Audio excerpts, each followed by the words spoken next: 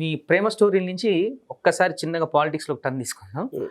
Sir ఇప్పుడు తెలంగాణలో బాగా జరిగిస్తే సీఎం రేవంత్ రెడ్డి మీకు మంచి గతంలో నుంచి కూడా ఫస్ట్ నుంచి కూడా మిత్రుడే. ఎందుకంటే మీరు తీసిన సినిమాల ఇన్ఫ్లుయెన్స్ కూడా ఉండేది. విన్నాం. Yeah. అయితే ఇప్పుడు రేవంత్ రెడ్డి గారు గవర్నమెంట్ ఫామ్ చేసిన తర్వాత ఒక నిర్ణయం తీసుకున్నాడు. ఎవరు ఊహించని నిర్ణయం. ఏంటి ఈ హైడ్రా ఎఫెక్ట్. ఈ హైడ్రా ఎఫెక్ట్ అనేది మిడిల్ క్లాస్లో చూస్తే ఏంటంటే కొంచెం రేవంత్ రెడ్డి సర్కార్ మీద వీక్ అవుతూ వస్తుంది. అసలు ఈ హైడ్రా ఎఫెక్ట్ అనేది రేవంత్ రెడ్డికి ప్లస్ ఆ మైనసా సార్? నాకు ఫస్ట్ ఆఫ్ ఆల్ హైడ్రా గురించి నాలెడ్జ్ లేదు. ఓకే. దాని ఎందుకు ఏమైంది, ఎవరికి నచ్చలేదు, నచ్చిందా అనేది తెలియదు.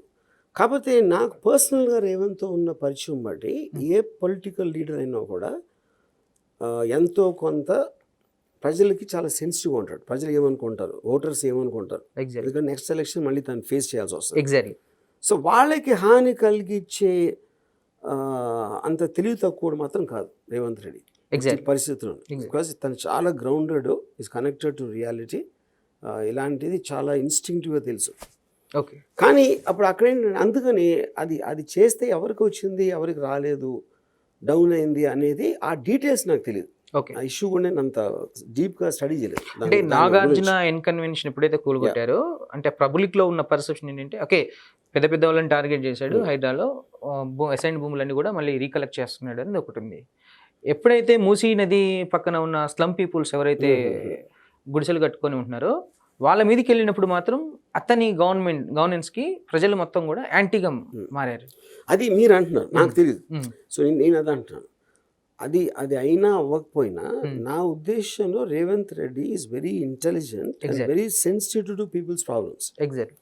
సో అది ఇప్పుడు ఇలా అయినా తర్వాత బెటర్ అవుతుందని అనుకున్నాడా, లేకపోతే maybe large section of people are liking it.